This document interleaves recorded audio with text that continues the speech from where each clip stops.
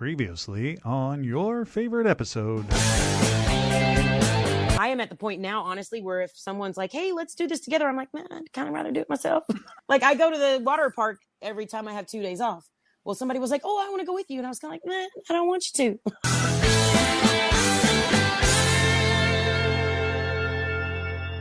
Hello, and welcome to a brand new edition of Your Favorite Episode. I am your host, Jackie, and joining me today is my partner and producer, Mickey. Hey, how's it going? Pretty good.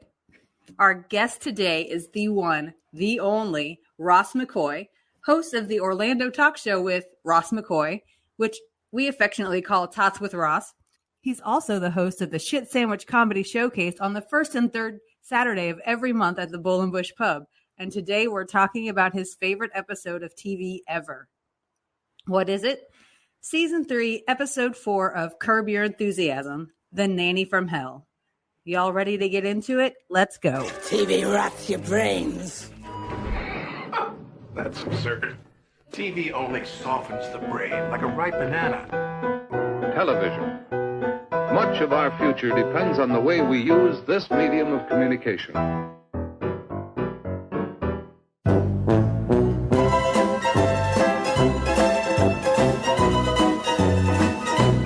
Live from the point in the house where the Wi-Fi is the strongest, it's Ross McCoy. Regular listeners of Tots with Ross would, of course, think that, but today's a special situation. My wife has moved her home office next to where the Wi-Fi is the strongest for, I don't know, whatever reason. and she is in meetings all goddamn day, so I am now live from my kid's bedroom who has wired internet. I'm live from my office where we have a Wi-Fi extender, but it's not that great. It's hard to get Wi-Fi like all through all the million floors of this house. Yep. Humble successfully. It's not like she's bragging about having an elevator, but... Gotta miss hers. No, I don't think an elevator would work in here. It would be like one of those scary ones where only like one person and a stuffy could go in it. Maybe a really stupid server. Like with the two separate cages that you have to operate to be inside here for some reason. One cage is not enough. I would like a dumbwaiter for the laundry, though. I hate taking clean laundry upstairs. You know what I've heard from people with dumbwaiters in their houses? They break 100% of the fucking time. Yeah, I can see that. I've ever heard from people who actually have dumbwaiters. It looks cool in every 80s movies. That's how you get away from Freddy or Jason or whoever. You obviously need it, but no, they break is what I hear. That's too bad. I heard the same thing about elevators. Like all the people that I know that have elevators in their house broke. I don't know if it's the same now, but for a number of years, I was keeping track of how out of date the elevator certificate at my local Target was. And it got up to a number of years. Oh, that's right. You're in Soto where there's that giant Target. Yeah, you can like get in that Target from a million different ways. Escalator, elevator, stairs. You have your options. I think there's even like a bridge from the parking garage. Parking garage is just directly connected. Like if you could that's right. If you could like phase like Kitty Pryde from the X-Men, you could just drop right through the floor and be in the Target, you know? But as it stands, you have to go to that escalator that friend of the show, Jeff, terribly afraid of. It is a frightening 2-story. Like it's in that zone that it's like too long for a single story escalator, and it's too short for like two escalators stacked on top of each other. So it's like 1.5. So it extends out a little further than it should, and there's that really wobbly section. I've stopped being afraid of escalators ever since going on like that gigantic one at CNN. The one at CNN is like the escalator to hell. It is, or heaven. I feel like it's hell because you just like drop down at the end. Oh, I feel like you said the secret phrase for this episode. The escalator from hell. Oh my God. That was not even intentional. Okay. So I already told people what you picked. You picked Curb Your Enthusiasm, Season 3, Episode 4, The Nanny from Hell. What made you pick this? I think I've seen it both ways. As The Nanny. I've seen it both ways. I've seen it both as The Nanny. On HBOMax, it's The Nanny. But then, like, I think on IMDb, it's The Nanny from Hell. So, like, I'm getting conflicting stories. I like From Hell because of the episode. Yeah. Maybe they left it off as to not to spoil the episode. And somebody absolutely calls her that at some point during the episode.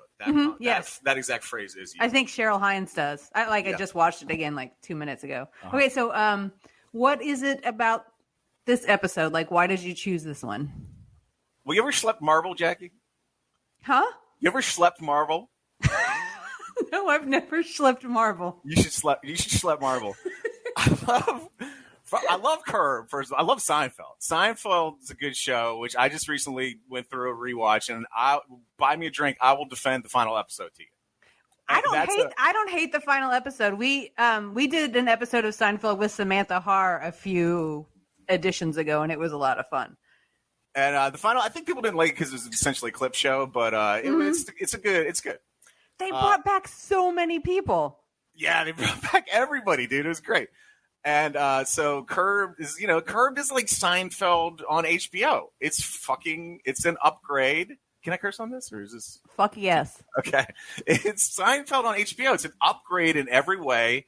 And I don't know, like Larry David obviously has more control because like he can dictate that, I'm going to take 4 or 5 years off and then we'll come back and do some more for you or whatever, just fucking accept it.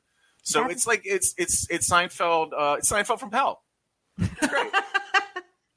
That's the kind of clout that I think is the dream, is to be able to say, I'm going to do the show and I want to do it my way and I want to do it on my timeline, and you're just going to take it. Have had enough success your way that you can dictate, hey, I know what fucking works, and just take my word for it and let's do it. Yeah, exactly. And Curb obviously is an example of that being great. Okay, so pretend that the people in the audience have never seen Curb Your Enthusiasm before, and kind of give them an intro to like what the show's about, which is hard, and like who the main players are. It's a show about nothing. No, I knew that was coming. Even if you're not familiar with Seinfeld, just pretend that that I'm making you aware now that there was a super successful show called Seinfeld, and this guy named Larry David, who is the main character of our show, Curb Your Enthusiasm. He's the one we kind of follow around, and he's the epicenter of everything that happens. He was a co-creator of the show Seinfeld, which is true in real life. That was wildly successful. He makes a lot of money. He becomes rich, moves to Hollywood, has a certain amount of success with certain other media. He's been in a movie or two here or there. And this is kind of a sort of autobiographical. I'm sure just like in Seinfeld, a lot of this stuff has happened to him in his real life. And he is kind of a prickly pear if accounts are to be believed. And it's just it's a show where he goes around and inflicts his personality on the world. And he's able to because he's a rich guy. He's got a lot of money. He doesn't have a lot of responsibility. He can pretty much do whatever he wants. And it's about he doesn't have many. Like he has no boundaries, but he has all boundaries. He's so weird. Like he has so many boundaries for himself, but none for other people. He's the person on the road who goes through a stop sign early because it's him. Like he has this whole little world where it's him, and he needs to go before everybody. And if you're on his line of thinking, you're good. If not, he's going to argue with you. But the real thing about Curb is the fact that it's so banal so much of the time. It's about how hot your coffee is, or who got in line ahead of who, or what was said at a party or something. It's just the sheer mundanity. Exactly. I never realized that because I have a real affinity for the mundanity of other people's everyday lives. I like knowing how other people live, and I never thought about. You're right. That show is about mundanity, and that's probably one of the reasons why I love it so much. I mean, Larry also, David's it's fucking time hysterical. He could be spending his time in better ways almost every second of. With the exception of when he's writing a musical or something, or starring in a musical. Very rarely, though. 2 whole seasons about starring in a musical. What's up with that, Larry David? Although I did use Curb Your Enthusiasm to explain who Salman Rushdie was recently. I don't know if you're up with world news. At the time of this recording, he just recently got stabbed violently in the face. Yeah. And somebody was like, who's Salman Rushdie? I was like, remember that episode of Curb where Larry was under fatwa? He's the guy he meets who was under fatwa. But so, okay. And then that's where we kind of come into this episode. Like Larry falls into trouble so often because, like I said, he's a millionaire in a fancy house with all kinds of resources and literally everything on his side. But he, for some reason, is constantly trying to relate to regular people and unsuccessfully. And then it's always their fault. And so he thinks I think he predicts their reactions to such an extent that when they react outside of the way he thinks they're going to react, it throws him off forever. Correct. The one thing you said about Larry David could be doing anything better with his time at any moment, and like anytime we catch up with Larry and we focus on him, he is doing something that he like just wasting time. Like we open up this episode with him listing dishes that the restaurant he's investing in should have. Oh, way before that, Mickey. Oh, way before that. This show literally opens with Larry going up to a guy who's a workman. Larry's opening a restaurant with a number of other people in L.A. There are a bunch of investors. Larry walks up to a workman who's constructing the bar. And the guy's just like, he's doing some under-counter work or something. He's putting in some pipes or something. Larry comes up, knocks on the bar and goes, "Marble, huh?" The guy says nothing. Larry says, "You ever schlepped marble?" The guy says nothing. Larry goes, "You should schlep marble sometime." He wants the guy to engage him about marble and ask, "When did you schlep marble, Larry David? Tell me." And the guy wants nothing to fucking do with him. And it's the only way to shut Larry David down. Give him nothing in return. Before we get into this episode, I did want to make a point on this edition of the show to say that it took me and Ross many, many years to get Mickey to watch Curb Your Enthusiasm. Like many, many, many, many, many years, to the point that when we finally did, Ross was the first person I told. I was so excited to tell Ross when we were watching Curb. And I was startled by the fact that this episode was from 2003 or something. Right, it's like that. 20 years old almost. I couldn't believe it. But at the same time, timeless. Like that, it could take place anytime. It could be a modern episode of TV. Exactly. I was looking for stuff because when you watch Seinfeld, they're always like, an answering machine. You know, there's glaring 80s and 90s things that are going on that would take you out of the time frame. Yeah. There wasn't any of that with Curb, really. No. Like the Larry David character, based on Larry David the person, is at a economic level where he doesn't have to deal with the things to make your life easier, like a cell phone. He can walk into a bakery and just close them out of sponge cake if he wants to. Yeah. So like all those little things that do kind of mark time, like an answering machine or cell phone or computers, PCs, all the technology stuff that supposed to make life easier ends up, it's something that Larry David, the character, doesn't really need. So it's like, even the cars are very middle of the road kind of. It's hard to place them in an exact. I mean, you could probably narrow down to the decade, but it's kind of hard to say, "Oh, that's a 2003 Yukon or whatever the hell he's driving." He's just always in some nondescript sedan. Yeah. Like other than the mansion he always lives in, and like semi-fancy old man clothes, he doesn't. And like restaurants, he doesn't flaunt the money that much. No. Well, he also has to pay a lot of people off when he fucks up. Oh yeah, Larry's he's a money sieve. All right, so we open with the Larry talking about schlepping marble, and then listing dishes at the table. Oh, okay, I got so much more detailed notes. Good. The next point that we get into is it's the beginning of. I noticed that this is kind of like this show's kind of like the country song "Don't Take the Girl" with this guy Hugh's name, and now the Hugh character comes in, and Larry is very forcibly calling him you. You, and that'll come up such again a later. Dad thing to do for some reason. I feel like my dad would have done that. And then we get into the you works for Bartlett's Quotations, so we get into like one of the main plot points of this episode. Friend of the Larry's friend Richard Lewis wants to get into Bartlett's with his quotation. He's insisting he came up with the phrase "from hell" and the girlfriend from hell, I think, is what specifically attributed to him. If you look, did you know this is a true story? I wanted to tell you, I have looked this up before, but it has been so long ago, I forgot. It is true. I looked it up before the episode. So tell us, what is it about? Oh, Richard Lewis tried to get into Bartlett's quotations for the whatever from hell, and they were like, no. Ha! They totally turned him down. But they took those, and it did apples make and me they made them wonder, into like applesauce. if what quote would you want to get rejected from Bartlett's for of yours? Probably it would be. I mean, if it's a popular vote, it would be something like "walk home" or "get the fuck out," something like that. Something I probably never even like really said. I can see "walk home." You got there's a T-shirt with that, so That's you probably have more evidence than Richard Lewis did. You know, I mean, I obviously wasn't the first person ever to say that, but if they do popularities, you know, there's a case to be made. Especially if there's like a regional Bartlett's. Oh my God, that's an awesome idea. And then my next favorite, the regional Bartlett's. That's a really good idea. Actually. Like the Georgia one would have a ton of Louis Grizzard in it. Yeah. My next favorite poll from this show is Larry.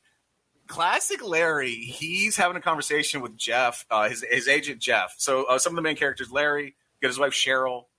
His agent, him and his agent Jeff are like they're always together. They're paired together. And then Jeff's wife Susie comes in quite frequently, and she most often is upset with Larry. She's so good in this show. She's the best. So good. And like the word on the street is like a lot of the show is improvised. So like if her like some of the yelling tirades she gets onto from if that's like half improvised, she is one of the scream abusers of our generation. There's no fucking question about it. She popped up in some other show I was watching. I can't even remember what it was. It might have been Hacks. And just seeing her outside of being Jeff's wife was just so weird for my brain, and not seeing her yell and like verbally abuse people was odd. So Larry is talking to Jeff, and he makes a case. Watch the episode. I'm not going to go into the whole thing of it. He makes a case that his wife should just let him date.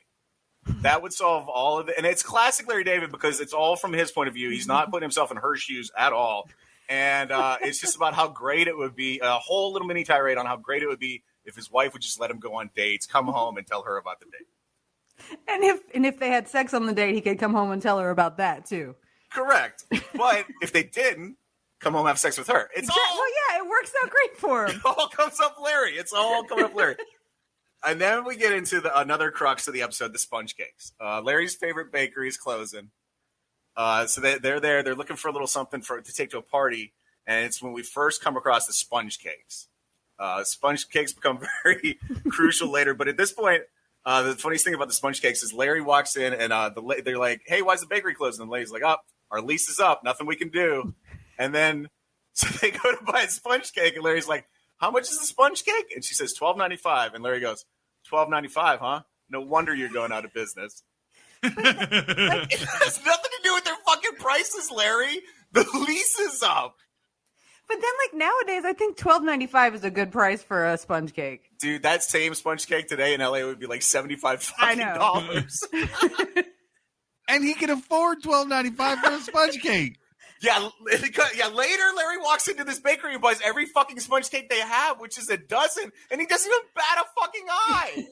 That scene made me wonder if the counter girl was just like the real counter girl at that bakery, because she bumbled over her line and it was really cute. She was did. Like 12 a dozen. Natural, because not supernatural. It seems very natural because she goes like a couple times. Mm-hmm. Okay, and then we end up at the pool party, and everything kind of the perfect storm starts to form here. We've got rotation, and that's what happens in every episode. And this one is just such a good. Everything just comes together so perfectly at the end. It's which is like Curb's signature, but in this episode, in a way, like it so perfectly. They're up at the pool party, and a part of there's a plot point where Larry wants to use the bathroom that they don't want the guests to use, and so he has to talk his way past the nanny who's guarding the door to the bathroom. And his way of getting past the nanny is like, I'm sorry, Mr. I forget the guy's last name. Mr. Mellon won't let anybody in. Larry goes, I know Hugh. And she goes, oh, you know Hugh? Like, that's his in. No shit, Larry. You're at his house at a pool party. No shit, you know Hugh. Everybody here does, and he doesn't want any of them in the fucking house. And the nanny was played by Cheri O'Teri from Saturday Night Live. Do you love or hate her? I like Cheri O'Teri a lot. Really? Yeah. I did not like her on Saturday Night Live, but I also didn't like a lot of the women from that era, and that's like a whole personal thing that I'm figuring out now because I fucking love Molly Shannon now, so I got to do it like a Cheri O'Teri education and see if I love her as much as I love Molly Shannon now. Yeah, and it's always good to go back and check out the, Saturday Night Live of your youth and Yeah. figure out what was good and what fucking sucked. Yeah, I don't think the tall nerdy guy that played the cheerleader, Will Ferrell? yeah, I don't think his career would have been as big. I don't think he would have gotten as big as he did without Cheri O'Teri, because she was like that plutonic girlfriend in high school that kind of egged you on to do stupid shit. And Will Ferrell is famous for doing stupid shit, like goofy shit. Yeah. And just kind of, I think she put him on the spot to kind of step up his game. Yeah, when go ahead. When I looked her up just to see like some of her characters on Saturday Night Live, she was very often it was her and Will Ferrell doing a pair of something together. And like I only remember the cheerleader, so I definitely have to revisit her without my hater glasses on. Because like early on, it was a lot to take because she had a Chihuahua energy basically, and when she came on, she was just like all like full cranked up, like no ramping up, no quiet loud quiet or loud quiet. She was just loud the whole time. But then that gave Will Ferrell the space to kind of be normal. Yeah, like he put him against a white wall, and the character he's playing is super goofy. Put him next to Cheri O'Teri, and he's kind of the straight man at that point. So anyway, okay, so she's trying to keep Larry out of the bathroom, and in the house. We slowly, learn that she's a little bit off, and it kind of. At this point, you see little inklings, but nothing like concrete yet. I accidentally used Post-it note extremes for my notes today. Shoot, I almost forgot about this. When I was doing research on this episode, I did find out a very interesting Cheri O'Teri fact. Her dad was murdered at 69 years old by a country... Go ahead, react. By a country music singer named Richard Fagan. I don't know anything about his music. But what happened was... Mickey, layer a little Fagan under us. Got an autograph picture, Jesus. I was blind until What had happened was they were drunk, of course, and this Richard Fagan guy stabbed Cheri O'Teri's dad in the wrist, and he bled to death. And the dude didn't know. Like, this Richard Fagan just, like, drunkenly went home after stabbing his friend in the wrist when they were drunk together. And, obviously, her dad died. And the guy was like, yeah, I fucking did it. Waived his right to a hearing and got just had to go to rehab for murdering her dad. End of story. Whoa.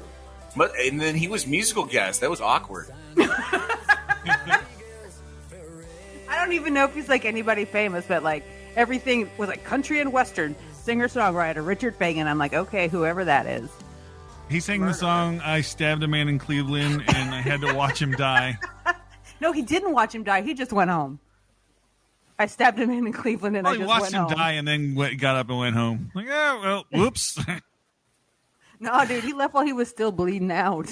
Oh man, that's cold. Cold-blooded. Okay. All right, and then now, Mickey, is when we get into your dish of applesauce. Okay. This is where, again, Larry and a number of people have put up we can only imagine how much money to open a restaurant in L.A. And Larry has frightened off their chef in a previous episode.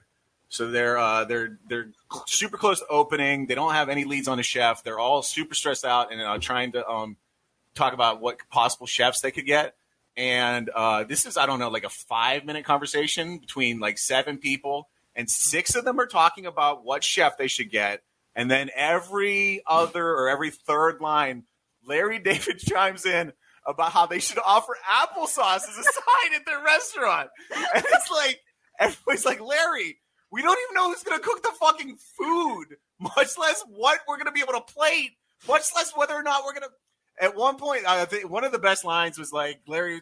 Somebody's like, "Yeah, we gotta make sure the guy knows this and this and this about cooking." And Larry goes, "Yeah, make sure he can do a good applesauce too." And somebody goes something like, "Larry, it's in a jar at the grocery store."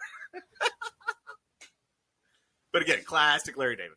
And then we do get to the phrase, quote, "Kids got some penis on them," end quote.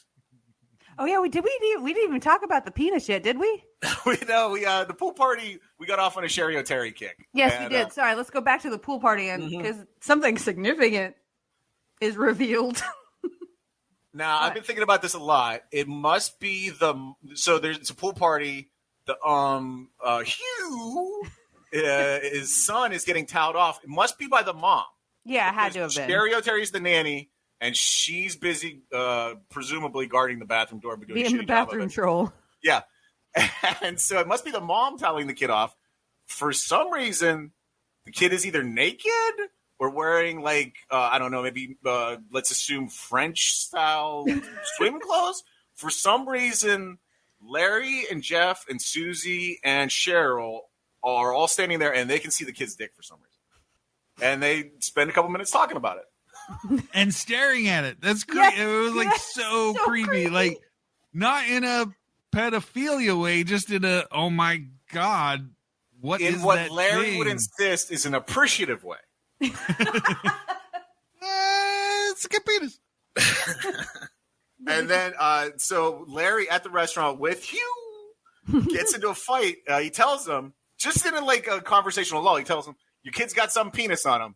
Just and like then in a Hugh reacts poorly to that. And then Larry counters, "You can say my wife's tits are nice as long as it's complimentary." So that's Larry, as long as you're being complimentary, talk about whatever you want. Genitals, secondary sexual characteristics, whatever. It's all up for game as long as you're being complimentary. And this is where Hugh's name changes, by the way. Larry calls him Hugh again, and Hugh goes, "Hugh." So now Larry has to call him Hugh at this point. And I like the way Larry feels the name in his mouth as he says it a couple times. Yeah, you can tell by the shape of his lips he's really thinking about it. Yeah. In the meantime, the nanny's been fired.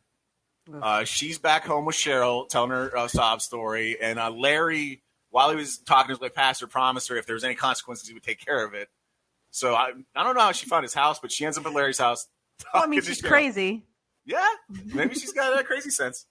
And we start to see a little bit of the crazy. For instance, she tells Cheryl a number of things about herself, one of which we're told is that she takes baths with socks on. That's terrifying. For some reason, on my second rewatch, that phrase caught my ear, and I was like, baths with socks on? It did me too, because then I started thinking about what that would feel like, because I do take a lot of baths, and it would not feel good. No, it'd be awful. Do you take them off before you get out? Because I could not get out with wet socks on, I don't think. Dude, I'm not going into the bathroom with a wet floor with socks on. Fuck right? that. However, I will say that I bet it feels pretty neat to submerge them. Like, that part might feel neat, but the rest of it, no. It's an interesting point. I will concede that it is fun to have, shoes in the pool or the ocean. Yes. But I feel like you're up and about and you're doing stuff at that point. In the tub, you're just sitting there. Yeah. If I'm just sitting on my couch, I take my fucking socks off. I don't know. It's a weird thing, and it was a good indicator of nuts. Anyway, if you do that and or sing the Looney Tunes theme, check yourself into somewhere. And then, let's see. Let's get a little bit scrawly at this point. Well, while you're going through those, a quick point of something that Curb Your Enthusiasm does is in Thank You for Smoking, Rob Lowe is explaining how they're going to put cigarettes in a movie, and Aaron Eckhart is basically saying, "Oh, we'll just include a line of dialogue, blah, blah, blah. Glad they included this smoke fan to take care of that." Or, "I'm glad they cured cancer, fix it with a line of dialogue." Larry David excels at that. Like, Cheri O'Teri, the nanny, shows up at his house, and there's a throwaway line that she went through all these people to get to Larry's house. Like, so she put in the work, but it was just like a tiny little throwaway line about how she asked the secretary or something like that to get his. Yeah, it's a I tiny, missed that. tiny little. Oh, I did too. That's so neat. But he does it like there's always something in the episode where it's just like, just explain it with dialogue. Boom. Another thing that I really love about Curb Your Enthusiasm is like like every episode and every season is like a comedy cycle. Like there's a little punchlines through every episode, but every episode has a very big punchline at the end, and it's like that for the season too. Like every episode has its own big storyline joke at the end of it, but at the end of the season, it all like ties together into a big punchline. Like it's really like a work of art. Like I would love to just like pick their brains and figure out how they arrive. Like, do they start with the punchline? How, like, I want to know how they do it.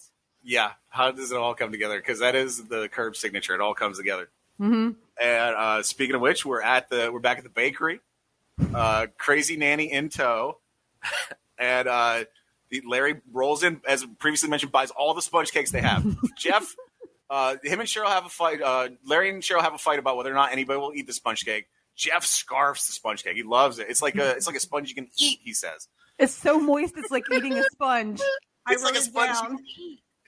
And so Larry rolls into the bakery. He knows they're closing down. They have a dozen. They have, I think, a dozen sponge cakes left. And so Larry just buys all of them. Doesn't even give a shit about the price at this point. And but they're out of boxes. No boxes. So they have to be saran wrapped. Keep your eye on that factoid, fans. In the meantime, some crazy shit the nanny has done. She now just hums the Looney Tunes theme off and on. At the bakery, she is scarfing like the free cake. Like there's a tray of free cake, and she's double fucking fisting it. And mouthful. She gets called on it. She just goes, "They're free." And then they get to Jeff's house. They ring the doorbell, and it goes like da da da da da. And then she, on the second repeat of the doorbell, just like sings along with it like a real fucking weirdo. It is maybe the weirdest, even later stuff, but maybe the weirdest fucking thing she does in this episode. And then Susie, of course, characteristic Susie, she's overjoyed to receive the cakes from Larry. Just kidding. She's like, what the fuck? He liked one slice of it.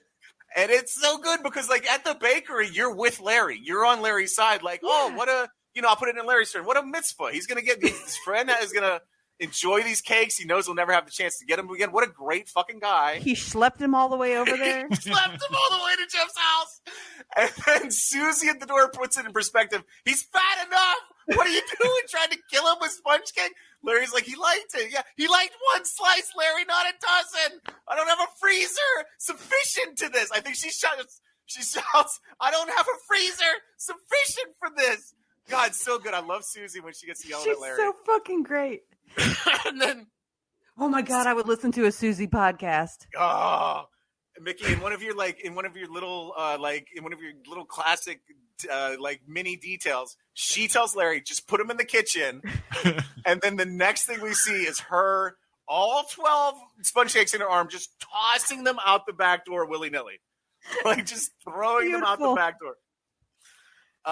Wait, so Jeff never even got to see the sponge cakes before? No. Aww. No, he never, the dozen together, he never sees them. No. And then I know some other stuff happens. Where do they go somewhere? Hold on. I have notes too. The next note I have after just putting them down in the kitchen is way Restaurant. later. Oh, they go to Richard Lewis's his comedy thingy. Correct. He's done a special. It's been taped, and now it's like it's the first showing of the HBO version of the special or something like that. Yeah. And so he wants the guy from Bartlett's to come, but Hugh. But Larry and Hugh have obviously gotten in a fight at this point, so they're not sure. Jeff has to go. This is kind of a setup for later. Jeff receives a cell phone call, so we're in the 2000s.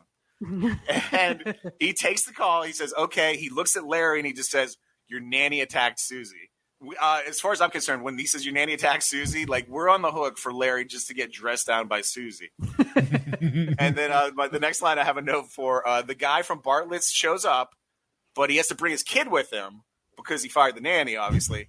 And it's either Jeff or Larry, I'm not sure. One of them looks at the other and says, no, Richard Lewis. One of them looks at the other and says, why is the porn baby here? They're so good at words on that show. Okay, and then, God, this is... I didn't realize how much I loved this part until I watched this episode a couple times this week. Larry David, and he might have written this whole episode just to do this because it seems like he delights in it so much. Larry David gets into a full-blown verbal argument with an 8-year-old child. And it comes down to, like, you're stupid. No, you're more stupid. And it's a fucking 8-year-old kid, and I don't know, at this point, like a 65-year-old man, just shouting at the, like, kid insults each other in the theater, and it's fucking amazing. It's so good. It is so and good. Larry gets into it, dude. He's, like, all lit up. He's, like, actually fighting this child. And then this is where the country song comes full cycle. Hugh... He starts saying "fuck you," so we've gone from "you" in the salad days to "you" when he was like, just trying to ease by. But now that it's fucking all out warfare, it's "fuck you, fuck you." And Hugh is played by Tim Kazurinsky. He was also on Saturday Night Live a long time ago. I think during the that weird era where they hired a bunch of actors and stuff to come in. Like that weird time when Lauren wasn't the producer, like from 80 to 85. I think so. But he had one character, Dr. Badovsky, that basically... Normally, pun jokes are terrible and boring, especially when they're done by angry dads that are at open mics. But Tim Kazurinsky perfected wordplay. So, like, him being Hugh, that slightly strange word that could, like, you write that word down and ask 100 people to pronounce it, you're getting at least 97 different pronunciations and stuff like that. But he did one, the one that I remember, the first one I saw that stuck out was he was talking about orgasms. And it's like the one line I remember is, if you pleasure yourself with a gear shift, it's 4 on the floorgasm. And if you're Dick Van Dyke, you had Mary Tyler Mooregasms. Stuff like that. It was just, it was a repeating character that just absolutely delighted me my entire life. If you like that, Mickey, I'm going to recommend a show for you. I'd be surprised if you haven't watched it already. Letterkenney is 85% that. Just they come up with a phrase to rhyme off of, and they do that around a table for a fucking 5-minute wad. Well, we're going to have to try to revisit that because several people at work said now that we're close to where that is, we're right across the river from where it's representing. So we might, I don't know. We tried it once and it just didn't hit right. So we're going to have to, but we also did that with Breaking Bad. So you never know. Highly recommend Letterkenney, and they just did a follow-up show called Shoresy, which I wasn't 100% sure I was going to like because it was like not a character that I'm like, anyway, I wasn't 100% sure. Fucking amazing. Shoresy is so fucking good. Anyway, that's a different TV show. Yep. That's fine. We can talk as many TV shows as we want to. But now we're at the denouement of the Nanny episode here, which is all we have left is for Larry to go see Susie now that the nanny from hell we know she's attacked Susie. We don't know what's happened yet. And so Larry shows up at the house. Do we spoil it or do we let people watch it? It's 20 years old. We've already like people, I feel like if you're listening to this, you're going to get spoiled on whatever episode we're talking to because we're not holding back. If you care, go watch the episode. Pause the podcast. Go, sign up for HBOMax. Go to season 2 or season 3 episode. What episode was it? Episode 4. Season 3, episode 4. The Nanny on HBOMax or The Nanny from Hell. Watch it and then come back. Yeah. And then here we go. The visual is worth it.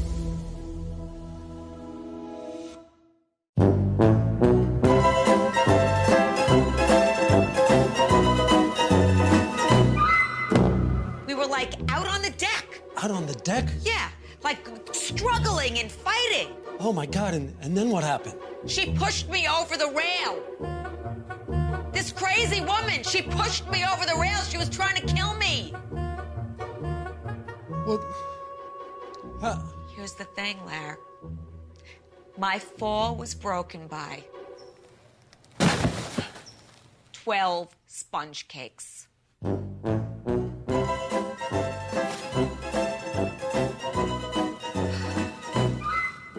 Hey guys, welcome back. Did you have anything to eat while you were watching it? How'd it go?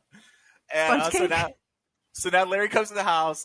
Jeff, you've been set up to think that Larry's about to get the ass framing of a lifetime, and so he comes up. Jeff, right off the bat, is more conciliatory than you would think. He just says, "Go upstairs, talk to Susie." And you think it's the big setup, and Susie, in the meantime, her life has been saved by the fucking sponge cake.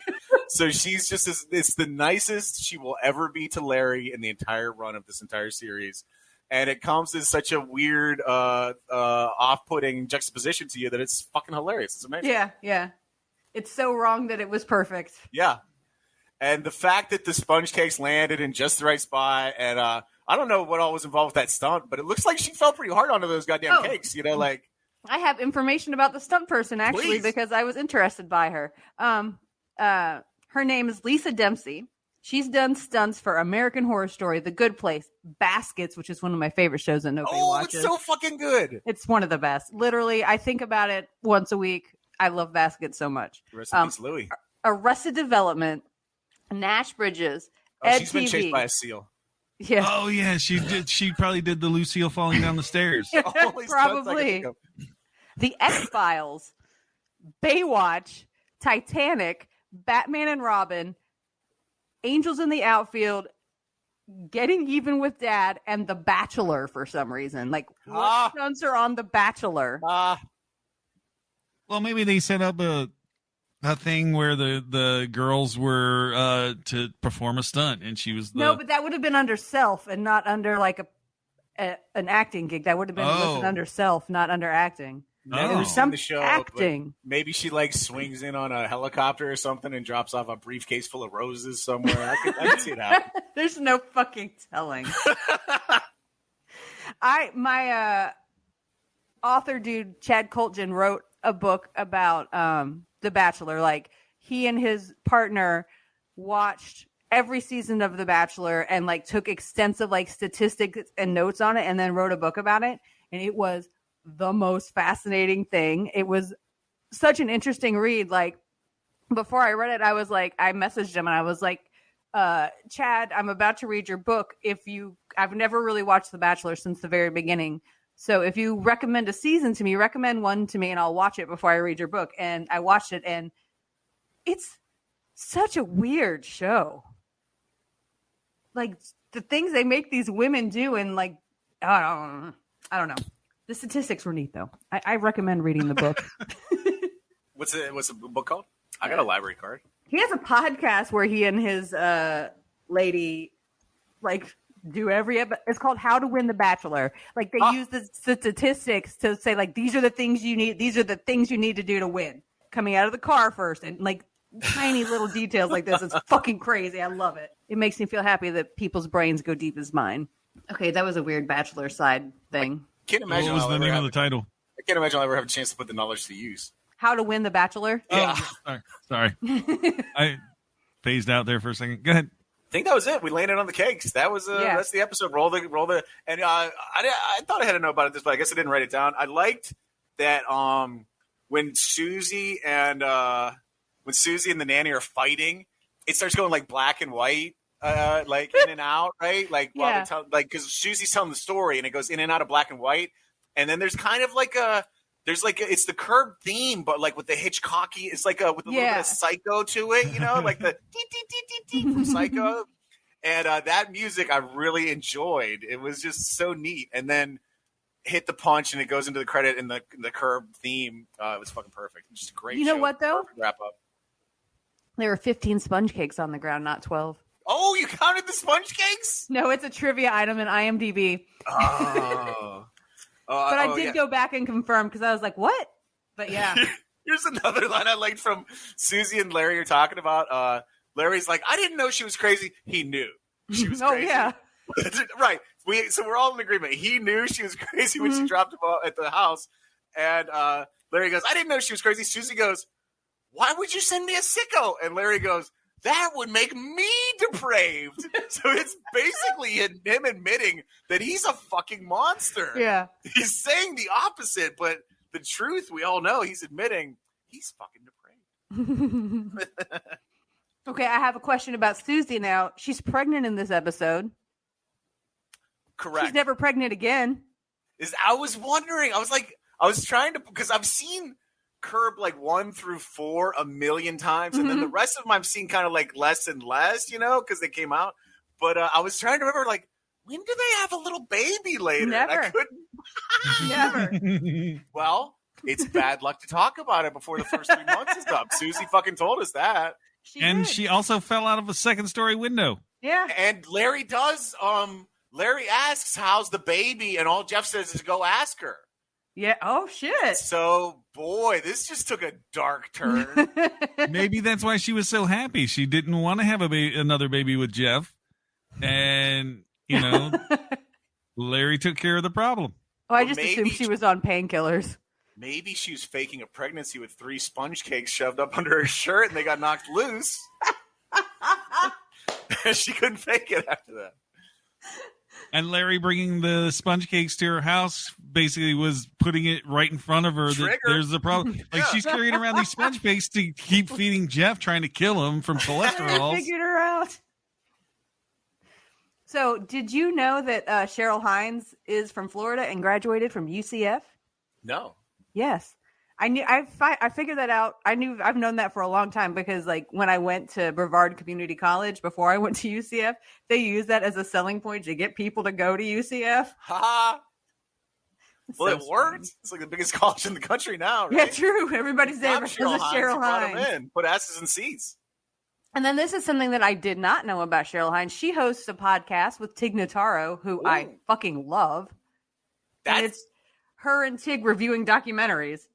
That's like the Unlikely Animal Friends when they're like, look, this eagle's a friends with this puppy. That's a weird pairing, but I'm down for both of them. That sounds fun. It's called Tig and Cheryl. True story. I'm checking that out like immediately. Okay. I do like research, but let me ask you a question. So the restaurant storyline is recycled later on in like season 10, right? Like, okay. I feel like I've seen this storyline 3 times in the series where they need to find a chef, but they can't find a chef, and they're trying to open a restaurant. Like, how many restaurants has Larry opened? Are we talking about the Spite restaurant? Larry? No, not the Spite restaurant. It's a different restaurant other than the Spite restaurant. Spite Coffee is different. No, it's like, I might just have them confused in my head because I've watched it so much, I think. No, he absolutely does recycle content because, like I said, there's 2 full fucking seasons where he's, like, writing and starring in a musical for whatever reason. Like, you did the producers, great. And then the Fatwa, the musical, great, but it's basically the same season as that season. Yeah. Instead of fighting fucking Ross from Friends, you're fighting goddamn, what's his name, from Hamilton. It's the same season. Yeah.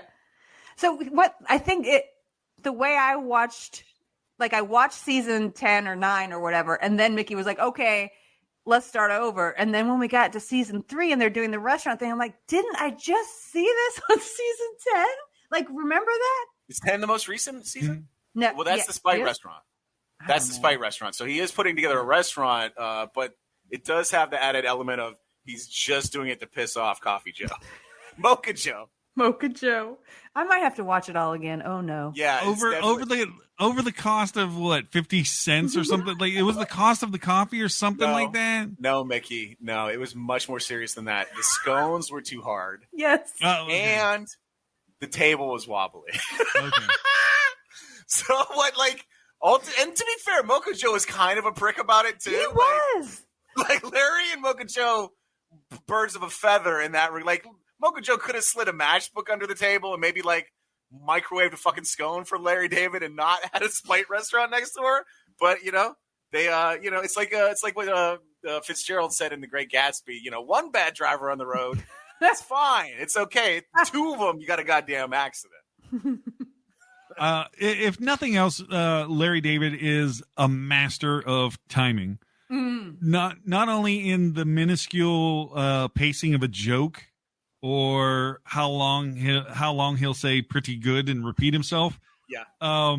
But also on the macro scale of he waited 10 years to recycle all the Jerry Seinfeld plots. And then took some time off and then came back and recycled. Like he is basically sold the same story 7 times, and 4 of those are within the same series. Like there's so many, like because we went through on binging, so binging kind of throws everything out the window. But Larry's being able to pace of season 1 on Seinfeld, we're going to be talking about this. Wait till season 5 to bring that up again, but just get that script, change a couple names, we'll throw it out there, no one will notice. And no one did until, so there's a few people that are like, oh man, this, and everyone else is telling them to shut up because it's funny. And now, like, when you watch Seinfeld and Curb Your Enthusiasm all within a month, everything starts to unravel, and you're like, Larry, you son of a bitch. This is if you have that kind of time, stuff's probably just unraveling for you in general. The showrunner is a dude named, or the showrunner at the time that this show was, this episode was recorded, was a dude named Jeff Schaefer. And recently, he created a show that I know that all of us love, at least the first season of, Dave. Hi, I'm Dave. I'm a little diggy. No, shut up. I am Dave. Please watch. Hell Love yeah, Dave's Dave. good. I haven't watched the second season yet, though. I started to, and it didn't hit right, and so I stopped, and I'll come back to it later because it just felt wrong. And I don't know why, but I'll come back to it. Yeah. And he also wrote an episode of Herman's Head, which was one of the shows that helped me realize that things could actually be creative on TV. I loved Herman's Head. Herman's Head was so fucking good. It was. What's really that? They made a fucking Pixar movie that stole Herman's Head. Inside Out. Correct. Yeah, that was Herman's Head. 100%. 100%. That and the one with Chris Elliott. Oh, Get a Life. Peak 90s Fox TV right there. Damn, I loved Get a Life. Okay, I asked some people, you grew up the same time I did. Do you remember a show on Fox? It was like a Parker sketch Lewis Can't comedy. Lose. Huh? I just said Parker Lewis Can't Lose for you. Oh, of course Parker Lewis can't lose. Of course Parker Lewis can't lose. I used sketch to be comedy, I'm sorry. What's the name of the dude that Abraham Ben Ruby played? Kubiak. Yeah. I just couldn't remember Kubiak and I panicked. So there was a sketch comedy on Fox in the 90s called The Edge. And it starred Wayne Knight and Jennifer Aniston, and like literally nobody else remembers it except for me. Oh, never heard of it. There's some sketches, there's some stuff from it on YouTube, but God, did I love that show. And like I asked people because nobody else remembers it. Wayne Knight, like Newman Wayne Knight? Mm-hmm. And Jennifer Aniston. And there's other people in it too. I think one of the Julie Browns. Hold on, let me see if I can see. I've heard that Jennifer Aniston got to start in like a Second City type situation or something, right? Like she came out of comedy, didn't she? Yeah. That's the Edge that she's talking about was essentially trying to be what In Living Color or Mad TV succeeded at doing, and that's being like an alternative to Saturday Night Live. Oh shit. Okay, here we had on this show, I did not realize all of this. Jennifer Aniston, Tom Kenny, who is fucking SpongeBob. Yeah. Julie Brown, the redhead one, Wayne Knight, Alan Ruck, who is Connor on Succession now, Paul Feig, Feig, Kevin Nealon, George Wendt was in an episode. What? And Kathy Ireland. Like, I have to find this to watch. Kathy Ireland? Yes. What?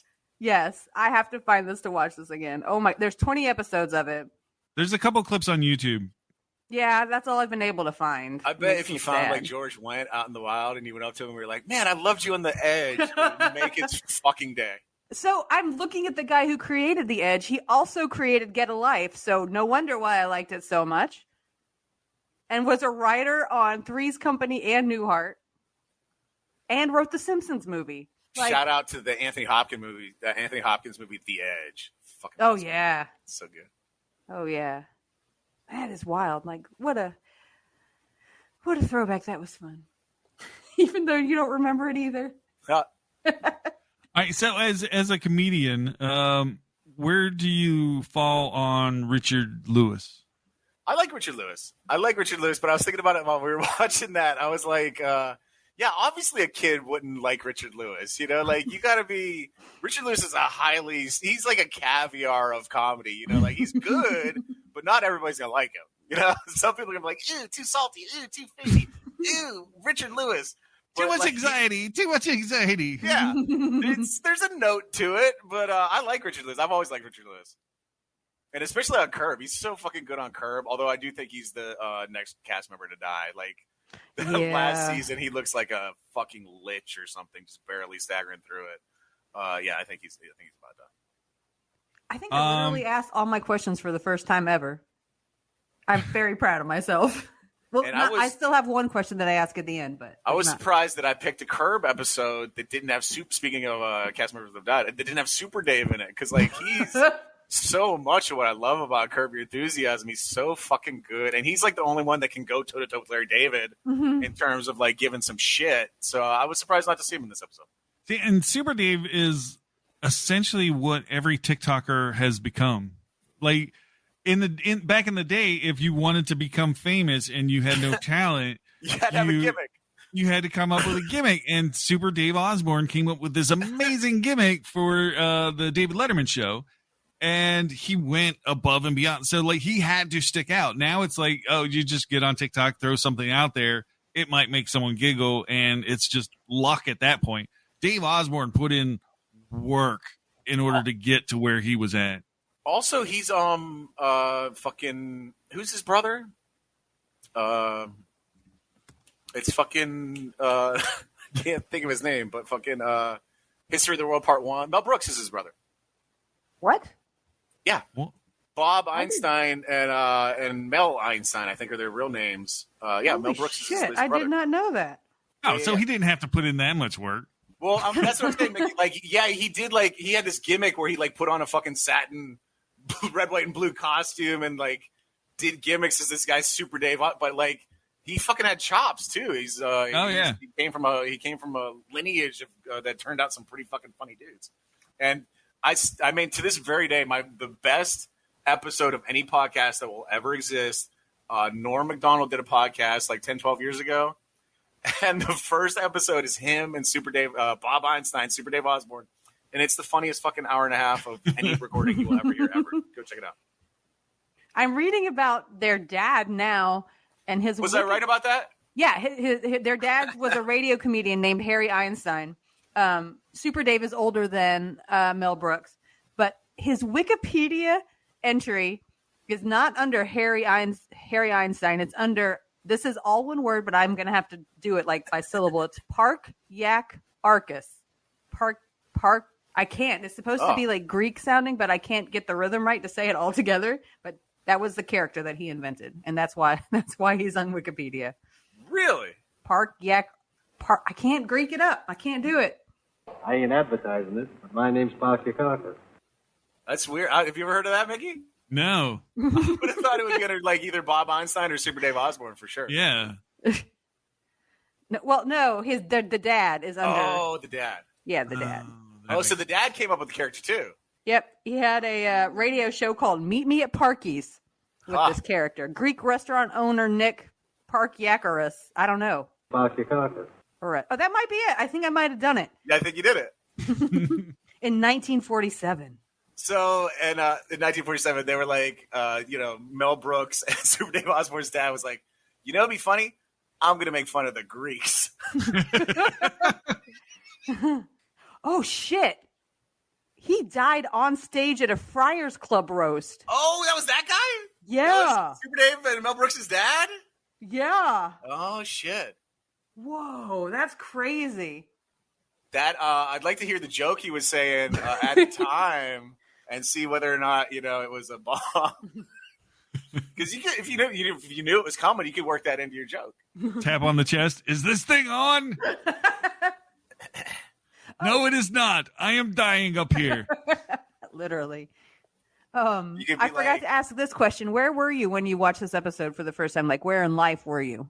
Like, what was your dealio? Guessing, because the first few seasons of Curb I watched for the first time, as library DVD checkouts. 100% know that. Yeah, because it was when I was like taking my kids to the library and shit. You know, stay-at-home dad, watching the kids all the time, and I had a little DVD TV combo that I would keep in my kitchen, a little fucking 6-inch screen, and I'd watch library DVDs on my little DVD combo in my kitchen. That's a great memory. I love that. Yeah, right? All right, and now I'm remembering to ask the question as we wrap up because I always forget this and Mickey has to ask. I always say Johnny's. A lot of people say Beefy King. I would say Beefy King. If you want a nice generic option, I always recommend Hooters. They're fine at Hooters. Hooters has really good pickles. Do they? Yep. That's the only thing I remember about pickles. I mean, about Hooters is they have really good pickles. And then I could say it's the only thing I remember about pickles is they have really good Hooters. Almost everything on the menu at Hooters is giving me diarrhea at one point or another. That's all I say about Hooters. Okay, so when you're binging a show, do you watch the credits or do you skip them? Skip. The fucking theme song. Do you watch the theme song or do you skip it? I always say the credits, but I mean theme song. 99% of the time I skip. Twin Peaks I watch every single time. Yes, of course. Good. I don't know how an intro is good, but just like the saw blades spinning up and getting sharpened, and the little bird, and the music, the Angelo, the vibe. You got to get into the vibe. Music. You got to settle into the vibe. So fucking good. To be honest, like this episode would have been about an episode of Twin Peaks, except I couldn't pick. How? I couldn't fucking pick. I wanted to maybe like talk about the last episode of the second season of Twin Peaks, but there's also episode 8 of the third season. Like, what are you gonna do? How do you pick? You can't. No, you can't. Well, the episode with the song is definitely top of the list, right? Just you and Just you. Oh. My favorite. Like, if I have one takeaway moment that I always think about, it's season 2, the final episode, season 2. And I forget what remember like Coop's chasing down a serial killer at the same time, like completely unrelated to the Laura Palmer. That serial killer has captured Leo and like tied him up in a cabin. And the last time we see Leo in Twin Peaks, he's tied up in a cabin in the woods, left alone. And there's like 8 tarantulas hanging over his head, slowly descending towards him. And then we never see him again. Never find out what happens. It's so good. It's so good. Do you watch David Lynch's weather report and number draw every morning on YouTube? No, I don't. It is a highlight. It's good, but I don't fuck with YouTube too much. That's hard for me. It's a highlight. I love it. I think we did the thing. Did we do the thing, Mickey? I think we did the thing. All right. This is super fun. Thanks for doing the thing with us, Ross. It was Absolutely. super fun. This is awesome. And if you have any up-and-comers or whatever that you think might be good guests, let us know. Okay. Yeah. We'll talk to them. Feel around, see who likes TV. If people want to catch up with you, where can they do that?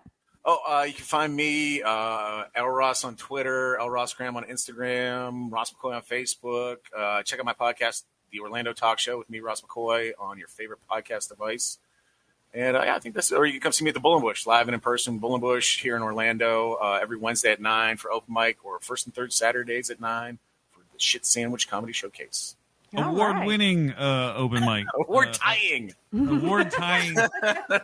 After what? 12 years, right? That the Bull and Bush show's been running? It will be 11 next June. Okay, so you just crossed your... Oh, that's right. This was the 10-year anniversary that we missed because we were moving. So after 10 years, you finally got number 1 slot.